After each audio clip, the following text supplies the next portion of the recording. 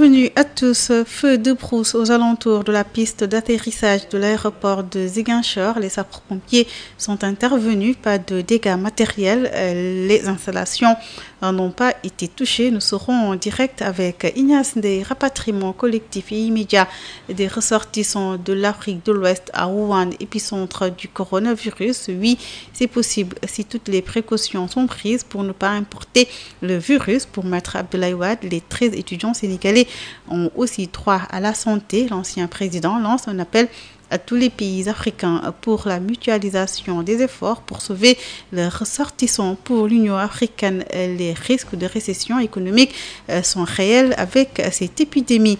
Meurtre d'un enfant par le Kankourang en septembre 2017. Le tribunal de grande instance de Mbour se dit incompétent. L'avocat de la collectivité mondagne satisfait. Maître Amadou Dialikan se prononce dans ce 18h. Et puis, nous parlerons aussi de la journée mondiale de la radio célébrée ce 13 février. Le sport, info, écho complète ce journal mis en onde par Hassan Djoun. Un feu de procès déclaré aux alentours de la piste d'atterrissage de l'aéroport de Ziguinchor. Heureusement, il n'y a pas eu de dégâts matériels. Les installations n'ont pas été touchées et les sapeurs-pompiers sont intervenus pour maîtriser les flammes en ligne de Ziguinchor avec Ignace Ndeye.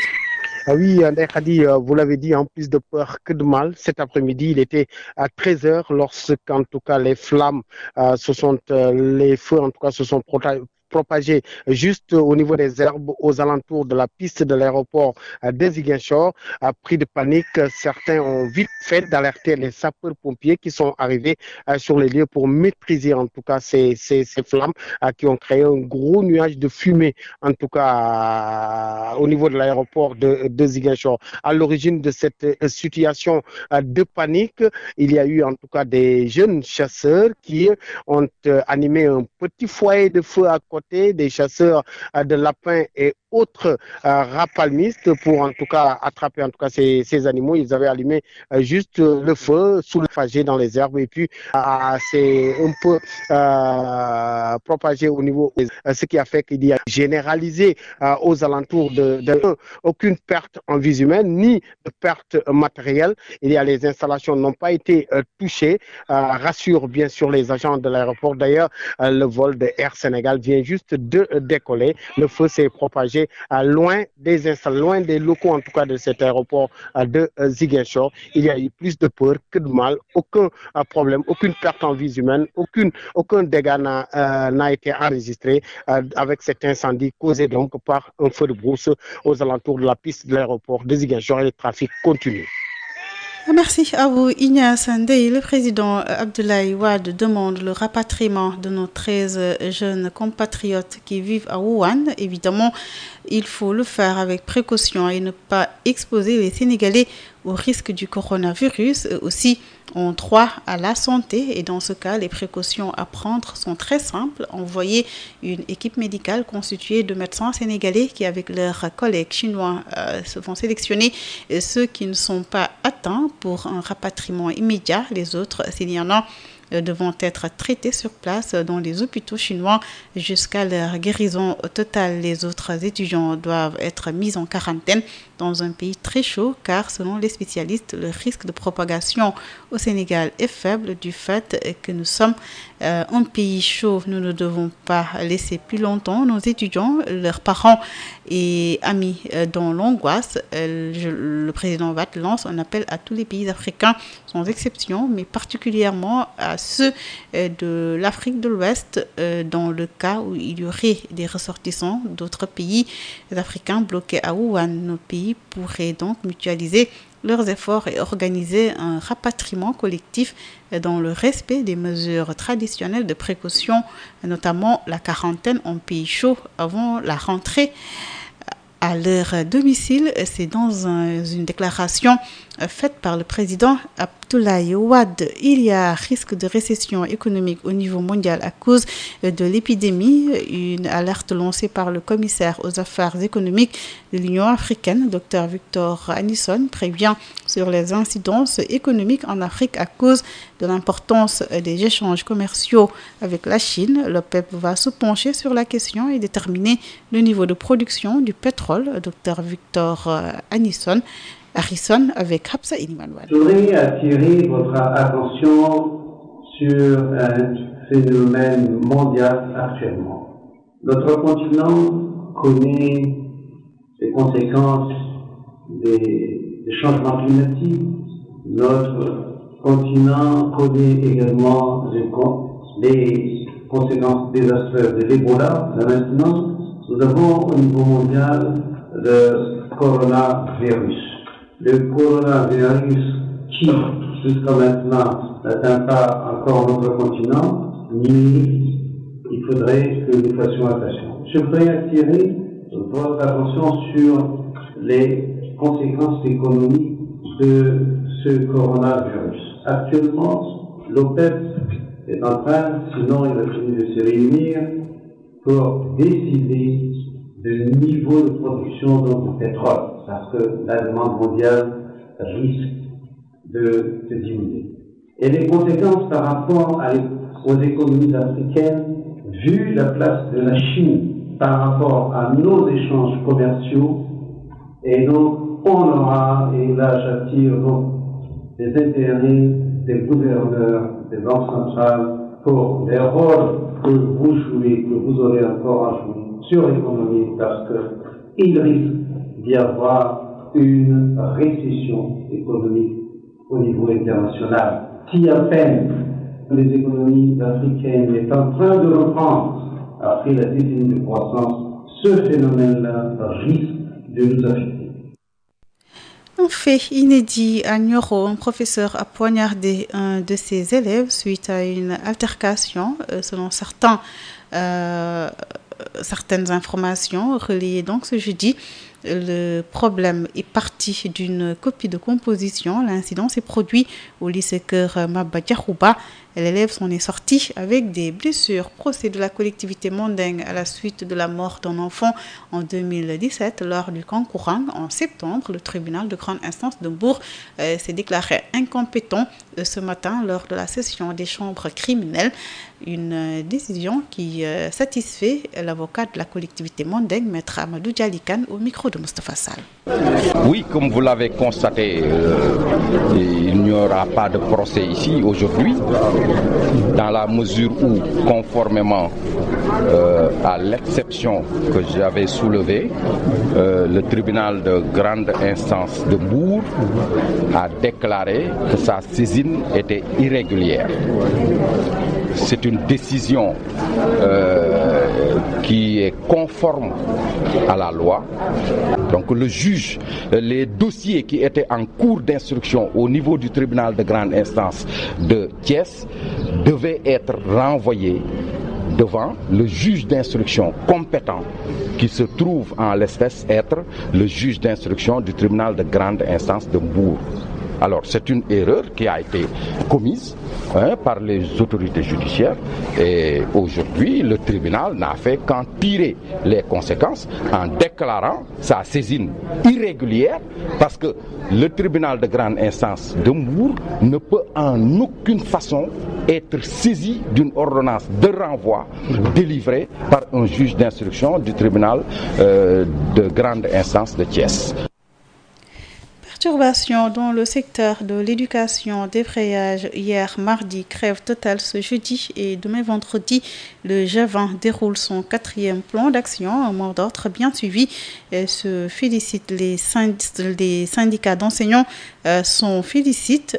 Mais pour la coalition Éducation pour tous, ces perturbations auront des répercussions négatives sur le quantum horaire et sur la qualité des enseignements. Biramandiaï. Les retours d'informations que nous avons obtenus à travers le pays montrent que les enseignants ont massivement suivi le 4e plan d'action du G20. C'est ce qui ressort du débrayage de ce mercredi du 4e plan d'action du G20. Les enseignants ne comptent pas reculer dans ce combat tant qu'ils n'auront pas gain de cause, estime Dambodj, il est le coordinateur. Ce plan d'action va se poursuivre avec la grève totale que nous observons ce jeudi et également ce vendredi. Pour montrer qu'aujourd'hui les enseignants sont déterminés à aller jusqu'au bout dans cette crise, jusqu'à la matérialisation des accords signés. Le gouvernement doit comprendre que les enseignants ne veulent plus être les dindons de la farce. Une situation qui inquiète plus d'un. C'est le cas de la coalition nationale éducation pour tous du Sénégal. Selon son président, le quantum horaire des enseignements apprentissages ne sera pas atteint.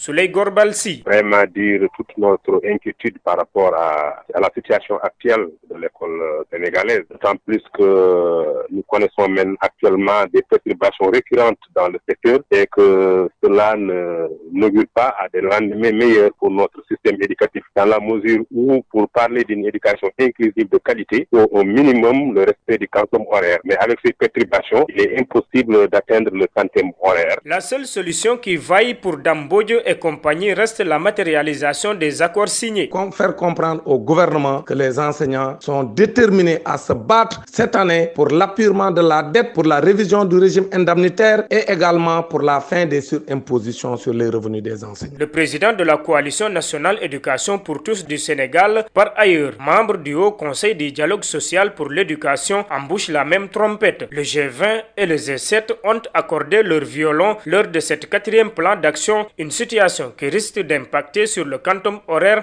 des enseignements apprentissages. Sud FM.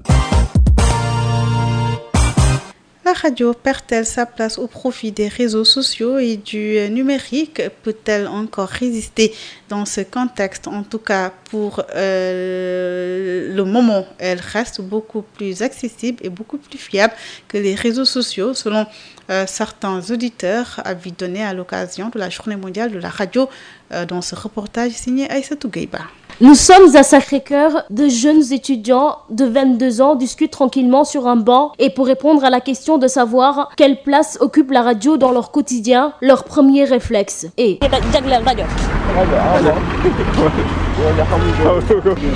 Radio. Souvent, pas toujours. Mais alors, qu'est-ce qui occupe le quotidien de ces jeunes apprenants? C'est vraiment, avec les nouvelles technologies, les WhatsApp, Facebook et tout ça, les gens préfèrent consacrer plus de temps sur les réseaux sociaux et que nekk fii déglu rajo. Aussi, sur Facebook, il y a des pages c'est purement informatif. Yoo xamante ne di nga mën a am information à temps réel. Plus loin, un vieil homme qui semble concentré, écouteur aux oreilles, il assure qu'il écoute constamment la radio. xasaay du neex lay déglu moom. bañ naa ko ba du ma kii rek rajo moom foo mu fekk kii bi moom mi ngi sama nopp moom. Avec cette facilité d'accéder aux réseaux sociaux, cette modernisation du numérique, une question se pose. La radio a-t-elle toujours sa raison d'être? Ça nécessite de la connexion. Alors que, puisque nous sommes en Afrique, particulièrement au Sénégal, il y a des zones où on a du mal à trouver la bonne connexion. Donc, raison pour laquelle il est préférable de mettre l'accent sur la radio. La radio garde toujours son importance. Effectivement. Par exemple, parfois, la connexion n'est pas accessible à tout le monde. Parfois, nga nekk ci oto 30 minutes kii yooyu ngay def. Mën nga taal sa portable déglu ci rajo. Une journée dédiée à la radio ce 13 février 2020, mais le constat est là. Les réseaux sociaux occupent une place importante dans la société au point que les jeunes s'y consacrent davantage. Pour la vente de postes radio, les clients ont le choix entre les radios numériques et celles analogiques, même si les radios numériques sont beaucoup plus vendues. Reportage à Fatou Bari. Moi, je préfère le Tchosan, les radios toujours pour les informations. La soixantaine révolue, ce monsieur à la barbe blanche, le regard fixé sur les quotidiens du jour, ne lâcherait pour rien au monde son poste radio. Pour une radio numérique, la raison est toute simple. C'est l'époque des grands-parents. Donc, pour moi, ça fait plaisir encore. À l'ère du numérique, l'analogie semble faire place aux nouvelles technologies, mais les vendeurs de matériel électronique installés sur l'avenue Blaise Diagne affirment des radios analogiques se vendent toujours. Par rapport à nous donne doxé bu njëkk parce que bu njëkk boo dem tukki da nga jënd rajo booy voyage boo takk joxro da nga jënd rajo léegi amatul quoi. Oui, il nous arrive mais c'est de temps en temps quoi. C'est pas assez. Cependant, une attraction pour les radios numériques est notée par Mamadou Dia et Ibrahima Fall, tous deux vendeurs de postes radio. Il y en a des nouveaux modèles qui peut prendre les cartes mémoire et même Bluetooth. C'est différent aux autres modèles anciens. Bluetooth, radio Bluetooth, radio simple, radio SARS, radio cassette, et quoi. Dans les boutiques situées sur l'avenue Blaise Diagne, le choix de radios proposées reste varié. Des postes radio avec ou sans fil, des magnétophones à cassette ou des woofers. Le choix de radios disponibles à ce jour est bien large, au grand bonheur de ceux et celles passionnés de radio. Ces programmes intéressants sont souvent proposés, mais devraient être améliorés et axés beaucoup plus sur l'éducation et l'actualité internationale. Les détails avec Aïcha Diaroussar. Les programmes diffusés dans les radios, notamment les émissions de santé, d'éducation et les éditions d'information, sont entre autres ceux qui intéressent le plus les auditeurs dakarois interrogés. Au Sénégal, ici, il y a beaucoup de radios. Le plus souvent aussi, on entend des informations très utiles, très importantes. Les journaux, c'est très important. Habib déplore le manque de détails dans le traitement de l'information hors du pays. Pour lui, il faudrait beaucoup plus miser sur les émissions de santé et de culture qui permettent de revenir aux sources. Les informations à l'étranger, je peux dire que les radios ne donnent pas plus d'informations sur les informations à l'étranger. Bon, d'habitude, ils donnent les informations tout simplement dans le territoire national, les informations concernant de la politique. Il y a beaucoup de la politique aussi sur les émissions de radio-télévision, les débats. Vous savez, il y a des gens ici au Sénégal qui ne sont pas trop intéressés à la politique. Par exemple, il y a des émissions très importantes qui parlent de la santé. Exemple, Sud Nutrition. Il y a aussi les émissions culturelles, par exemple, qu'on doit promouvoir, les contes, les devinettes, par exemple. Je ne vois pas ça dans les radios. Et puis, c'est des émissions très importantes, des émissions culturelles. Mamadou, la quarantaine, déplore le temps d'antenne trop long prêté à l'animation musicale. Face à cette jeunesse qu'il qualifie d'égarée, il propose à la place des programmes éducatifs destinés aux enfants. Bon, toujours les programmes, c'est intéressant, c'est pas intéressant. Parce que souvent, 90% des programmes, c'est la musique. Souvent, on fait des animations, musique. Ce qui est important, on fait des débats avec les jeunes et des parents pour essayer de conseiller les enfants. Parce qu'actuellement, tout le monde, on a peur pour laisser ses enfants à la maison. On va expliquer les gens comment on va éduquer les enfants. Après nous, c'est les enfants. Avant nous, c'est les enfants. Donc, il faut faire des thèmes pour éduquer les enfants. Pour que tout le monde se réveille. Parce qu'il y a beaucoup d'enfants qui dorment. La plupart des auditeurs rencontrés souhaiteraient que les radios mettent en place beaucoup plus de programmes en langue nationale. Sans lui, certains auditeurs se plaignent, le folklore prend le dessus sur les émissions éducatives. Des réactions recueillies dans ce reportage signé Yves Tendel. Ils sont de plus en plus nombreux ici à Saint-Louis, les auditeurs qui n'apprécient pas beaucoup le programme de plusieurs radios de nos jours. Et d'ailleurs, c'est le cas non seulement pour Gambi Diagne, qui regrette le fait que plusieurs programmes soient le plus orientés vers le folklore. Aujourd'hui, dans les programmes de radio, nous sommes des stars, non pas ceux qui incarnent les valeurs de la République, mais ceux qui véhiculent les contre-valeurs de la République, les contre-valeurs de nos traditions. En ce sens que, aujourd'hui, c'est la promotion même de la contestation de l'autorité qui fait que ce pays aujourd'hui devient incontrôlable. Et là, je pense que les radios ont une grande responsabilité par rapport à cette affaire. Moi, je ne suis pas tout à fait satisfait du rôle joué par les radios au Sénégal. Mais également, ce sentiment est partagé par Amadou Ndaw qui se veut explicite. Maintenant, les émissions sont pour les femmes, c'est de la musique, c'est de la publicité à outrance, c'est de l'information, c'est le scoop. Mais est-ce qu'il y a des émissions éducatives carrément? Je ne parle pas des tranches dédiées au journal, des émissions éducatives interactives où véritablement les jeunes, les élèves vont discuter avec leurs professeurs, les élèves vont échanger avec eux. Je ne pense pas que cela existe et c'est vraiment dommage. Tous deux expriment aujourd'hui ce qu'ils attendent de ces radios, surtout en cette journée qui leur est dédiée. Cette journée de la radio doit être une occasion pour faire une introspection. Je pense que nous aimerions surtout faire des programmes de radio orientés surtout vers l'éducation et non pas vers la promotion des contre-valeurs. Saint-Louis, Yves Tendeng, Sud FM.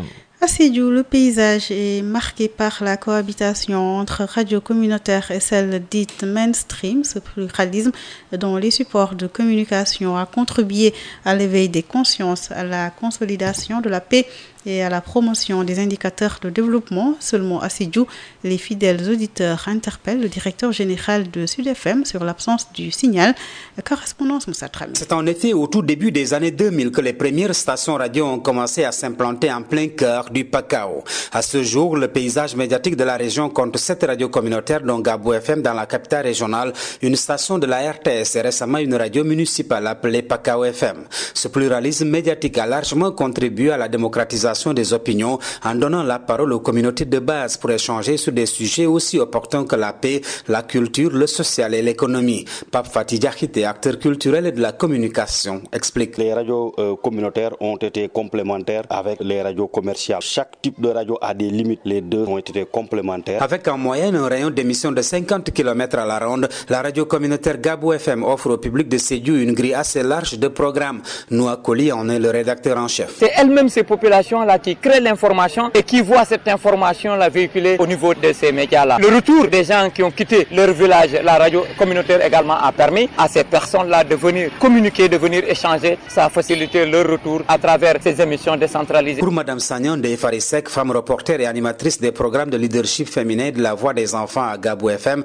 elle y voit une réelle impulsion de ces différentes couches sociales. Les radios communautaires ont beaucoup contribué à la promotion des femmes. Les femmes ont accès à la parole et peuvent donc exprimer leur opinion, de lutter contre les violences faites aux femmes. Les enfants aussi se retrouvent bien dans la grille des programmes. Nous les formons en production radiophonique. En revanche, Sud FM, le choix de la différence reste toujours à fond à Sédhiou depuis 2012. Seule consolation pour ses nombreux auditeurs, ce sont les moments de synchronisation que lui offre Gabou FM aux heures de grandes éditions. Honorable député Khadimane porte le plaidoyer du retour de Sud FM à Sédhiou. La population de Sédhiou souhaite avoir une station régionale de Sud FM à Sédhiou. Moussa Dramé, Sédhiou, Sud FM. À l'occasion de l'édition 2020 de la Journée mondiale de la radio, l'UNESCO invite les stations de radio à promouvoir la diversité à la fois dans leur salle de rédaction mais aussi sur les ondes. Cette journée a été adoptée en 2012 par l'Assemblée générale des Nations unies. Tout de suite, le sport.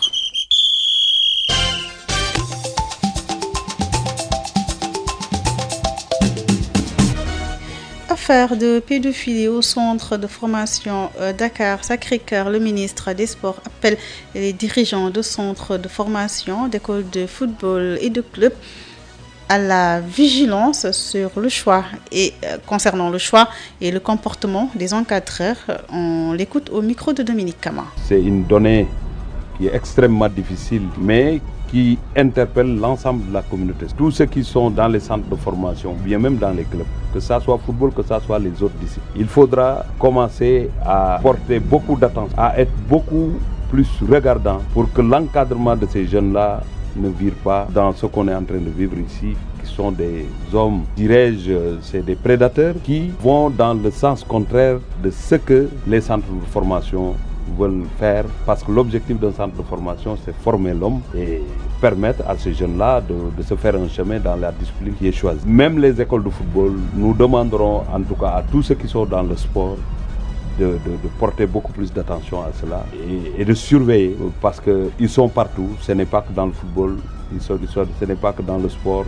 Vous avez vu dans les autres domaines d'action, nous vivons toujours ces genres de comportements qui sont des comportements très très regrettables. L'enquête interne continue parce qu'il faut élucider les choses, il faut aller au bout, voir tout ce qui a été fait, d'autant plus que celui qui est interpellé aujourd'hui est passé par beaucoup de clubs professionnels ailleurs qu'au Sénégal. Nous nous sommes bien compris et nous ferons le tour de tous les centres pour porter la bonne parole et donner des instructions pour que des enquêtes fournies soient effectuées et qu'une attention particulière soit accordée au recrutement des encadreurs de ces jeunes-là qui ont besoin de sécurité, parce que c'est des parents qui ont confiance à ces centres, à ces responsables. Donc il n'est pas question qu'on laisse d'autres qui viennent d'ailleurs ou bien qui sont même d'ici, qui ne sont pas dans la même dynamique que les responsables de ces centres-là, parce que eux, ils visent la formation des jeunes, ils visent l'accompagnement des jeunes, l'éducation des jeunes. Donc tout ce qui est fait, qui est contraire à cela, c'est d'autres qui l'amènent et nous ne l'accepterons pas. Le ministre des Sports, Matar Ba, compte effectuer des visites dans certains centres. Le ministre des Sports était en visite ce matin à Dakar. Sacré-Cœur, boxe, tournoi qualificatif olympique. 300 boxeurs sont attendus au Sénégal du 20 au 29 février. 7 boxeurs sénégalais seront en lice pour défendre les couleurs nationales, mais les moyens financiers font défaut, selon le président de la Fédération sénégalaise de boxe, Thierno Seydou Ba, joint par Odile Minkilan. Nous avions déjà commencé le regroupement externe le 2 décembre dernier. Donc nous avions réuni les boxeurs au stade Iba Mar Diop dans la salle de boxe qui se trouve là-bas. Donc pendant quelques temps, disons, nos maigres ressources de la fédération, je veux dire, étant épuisées, nous avons demandé aux boxeurs de retourner dans leur club pour parfaire la préparation parce que nous n'avions pas encore reçu de sous du ministère. Nous avions fait le programme, peut-être en retard, comme l'a souligné le ministère. Et finalement, ils ne sont pas revenus parce que plusieurs choses se sont passées entre-temps. Le directeur de la haute compétition nous avait convoqué le 13 décembre au ministère et il nous avait fait comprendre ce jour-là qu'il ne dépenserait pas un sou pour les boxeurs locaux. Et il a ajouté qu'il les avait vus lors des Jeux africains à Rabat et que ces boxeurs-là n'avaient pas le niveau pour aller aux Jeux olympiques. Il nous avait demandé de trouver des boxeurs dans la diaspora qui pourraient venir, pas en grand nombre, peut-être 3 ou 4 comme il avait dit, et même avec leur entraîneur, il avait ajouté et que le ministère allait prendre les billets en charge. En somme, les boxeurs qui viennent de l'étranger, ils se déplacent à leurs propres frais. Ils se prennent en charge. Ce n'est pas le ministère, ce n'est pas la fédération, ni le CNOS qui les prend en charge. Donc, nous avions ciblé certains. Actuellement, ils sont au nombre de 5. 2 qui sont venus des États-Unis, 1 d'Angleterre et 2 de France. Donc, il y a 2 boxeurs locaux. Tout de suite, info écho avec Hapsa et Marwan. La B6, Banque internationale pour le commerce et l'industrie du Sénégal. La B6, la banque Le Monde qui change, vous offre le journal de l'économie. Bonjour et bienvenue. Une rencontre de restitution de la phase pilote 2017-2018 du projet d'encadrement des entreprises en veille et intelligence économique a eu lieu à la Chambre de commerce, d'industrie et d'agriculture de Dakar. Cérémonie durant laquelle les entreprises qui ont été sélectionnées par des appels d'offres ont reçu des attestations à la suite d'une formation. La Chambre de commerce, d'industrie et d'agriculture de Dakar compte les accompagner pour améliorer leurs performances et les rendre beaucoup plus compétitives. Aïcha Diakhoussar. La Chambre de commerce, d'industrie et d'agriculture de Dakar a décidé d'accompagner et d'encadrer des entreprises pour qu'elles soient beaucoup plus compétitives. Sur une centaine de demandes, 50 entreprises ont été sélectionnées pour bénéficier de cet accompagnement pour améliorer leurs performances. Abdoulaye Sow, président de la Chambre de commerce, d'industrie et d'agriculture de Dakar. Ce projet, nous l'avons entamé depuis 2017, mais nous avons fait en son temps l'appel à candidature parce que nous avons senti le besoin d'encadrer l'entreprise. Nous avons constaté qu'il y a beaucoup de problèmes au niveau de l'entreprise, donc que la Chambre de commerce devait s'impliquer davantage pour les encadrer, les informer et les assister sur tout ce qui a trait au développement de l'entreprise. Donc ce qui nous a amené à sélectionner une cinquantaine de chefs d'entreprise sur presque 150 demandes et que nous avons bouclé quand même ce programme et que nous avons mis à leur disposition non seulement des formations techniques, et il y a beaucoup de modules que nous avons développés pour quand même les mettre au top pour pouvoir quand même défendre. Dans le cadre de notre collaboration avec les autres de l'extérieur, là aussi nous les avons encadrés pour amener certains à l'extérieur pour pouvoir les aider à mieux voir ce fait ailleurs.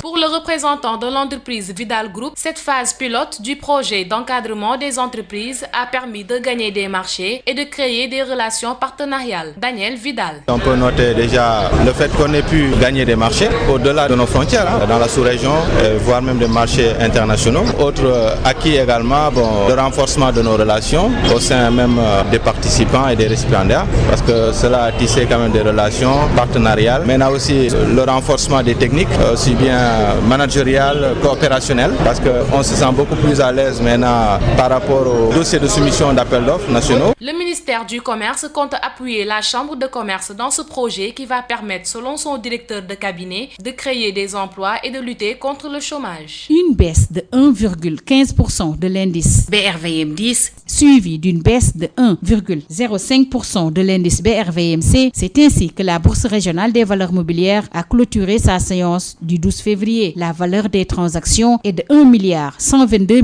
579 715 francs CFA. La capitalisation des actions s'élève à 4 338 898 68 756 francs CFA, alors que celle des obligations est de 4 344 431 543 197 francs CFA. La journée de cotation de la BRVM met un terme à ce journal de l'économie. Merci de l'avoir suivi.